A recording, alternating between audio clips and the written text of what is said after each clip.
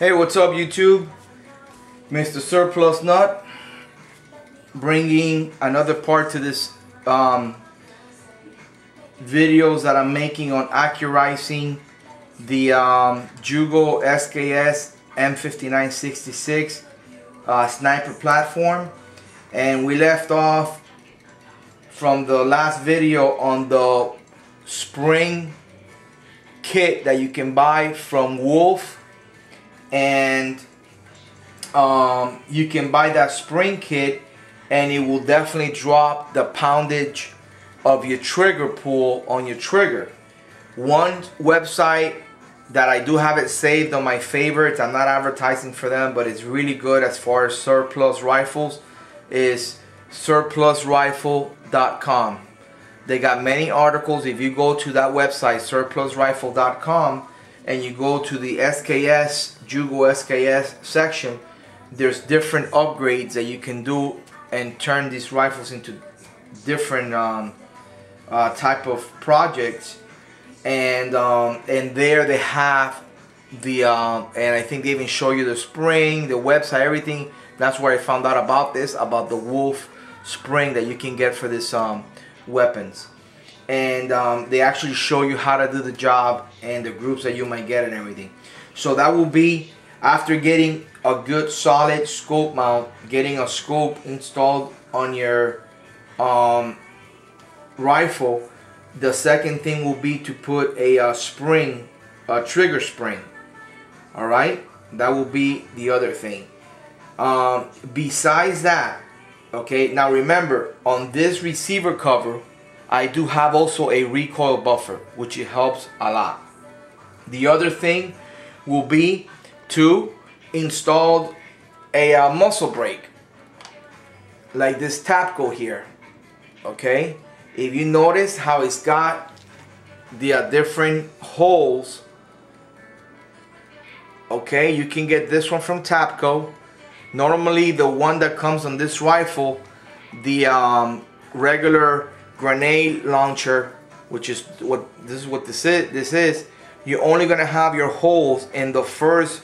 You see how it's got like this little rows, circles around the in this case what I have is a brake now, but you're only gonna have those openings. I think it's like maybe 4 or 5 little openings, like 4 or 5 little holes, which helps out too, believe it or not.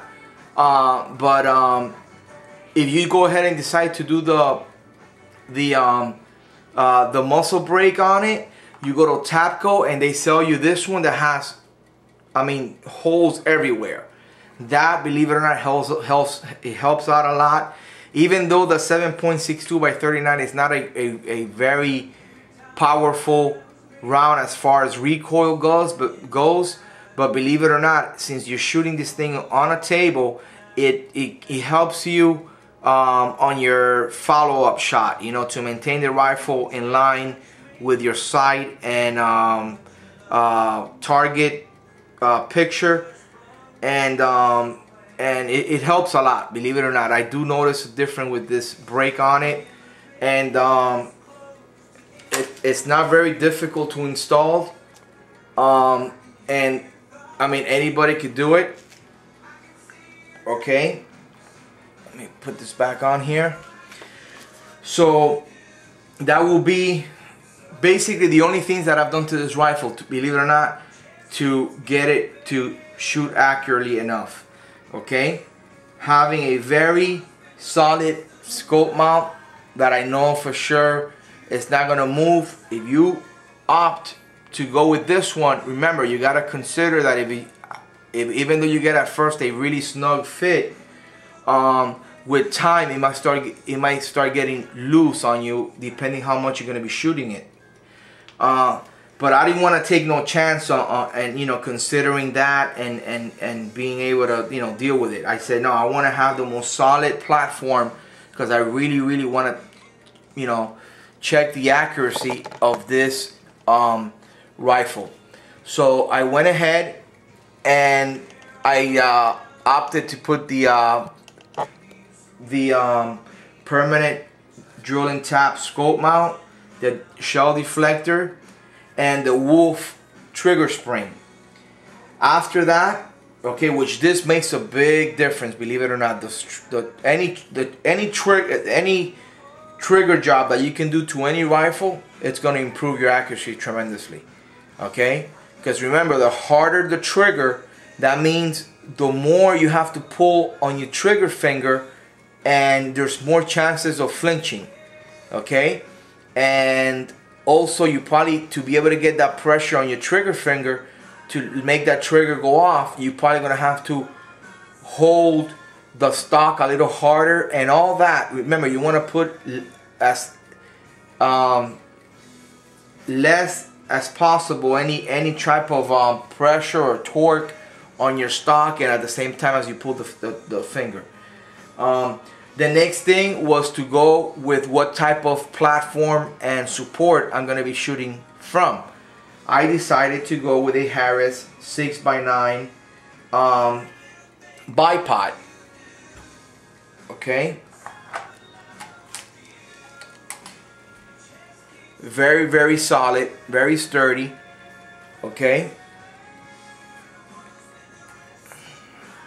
yeah, it keeps my magazine from opening all the way. Okay, but I still have enough to empty out the rounds, and my the range that I go to, it's okay by just opening that much, and it doesn't allow me to pull out my bayonet. But I don't use the bayonet. I'm not gonna stab anybody. I don't shoot with it out. You know, some people say that, you know, shooting the SKS with the bayonet, you know, fully extended all the way out, you know, that is more accurate. Maybe in that particular rifle you might notice that. It could be true. I've never noticed any difference whether shooting with the bayonet folded out or extended out, pulled out, or, you know, in its regular place. I have heard that some Mazda guns, especially the M-44, obviously, it's a little bit more accurate when you shoot it with the bayonet folded out. I mean, I don't know. But going back to this, I decided to go with this. If you don't want to put a bipod on yours, just because you want to have that feature of completely being able to open your, swinging out your mag, your fixed magazine, it's fine. And you want to also, for whatever reason, being able to extend your bayonet, that's fine. Okay, but then you will have to either opt for shooting it off of a sandbag, some other type of bipod, but you will need a solid rest. If you guys check out my videos on the Caldwell bench rest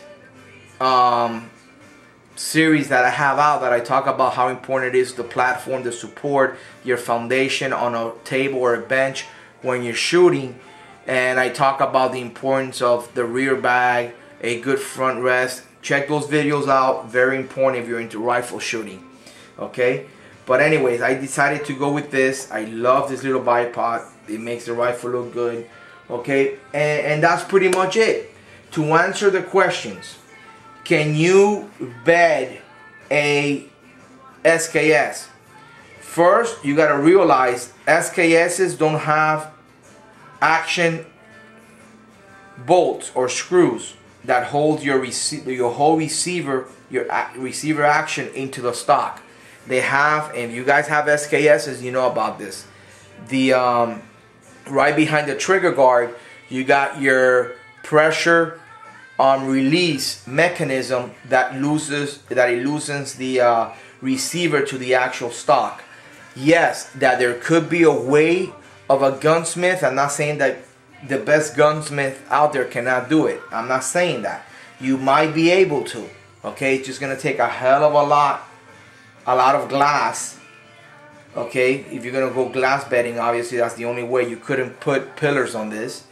Glass bedding it, and you know, go through the nightmare, because you're gonna have that stuff going out everywhere. But yeah, just when you bring this down, whatever pressure it clips on, that's where the glass is gonna go out of everywhere, and then I mean the gunsmith will know what to do, and it might help out. I'm not saying it won't. I just didn't. I mean, for the accuracy I'm getting out of this rifle, why go through the nightmare and go through? If you want to be, you know, very, very precise, and you want to have extremely 100% that you know for sure you're getting the most accuracy out of your rifle, that's the way to go. Okay, yes, it could be done.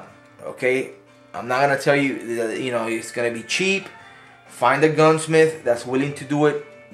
If they've never done it on a semi-automatic rifle, they might have to take it apart, look it over, study it. But I'm sure that if there's a will, there's a way. Okay, it can be done. Okay, but again, the accuracy you're gonna obtain out of glass bedding this and go through the headache, it'll probably be what, a 1/4 inch tighter on your groups. I mean, you might not even notice the difference, because since you're shooting factory ammo, sometimes these things are reloaded pretty good, sometimes it's not, depends on what lot you get. So what you're gonna achieve on the accuracy by glass bedding your stock, that Saturday or that weekend that you go at the range to shoot it, you might lose it because you ended up getting a lot of factory ammo that wasn't loaded that good, and you're gonna lose it there. You might go another weekend, wow, that's happened to me. You get a good lot, you know, you take, let's say 300 rounds, so many boxes of these, of 20, and it happens to be that you got a good lot, whoever was reloading it, pay attention to details, and you get very, very nice groups. Okay, but with that variance, I wouldn't recommend bedding it. The other thing will be to, if you can free float the barrel. There's too many points of contact on an SKS to do that.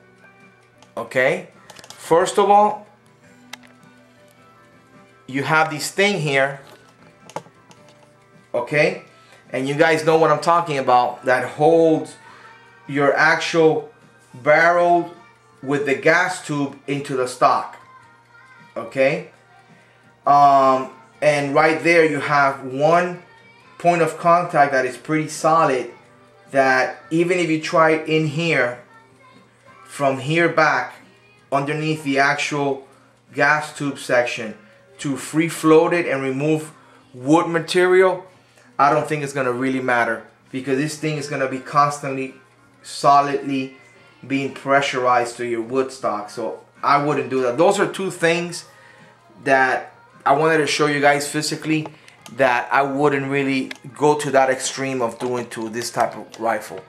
Okay, trying to free float the barrel, there's just no way, because the barrel doesn't ride by itself on the stock.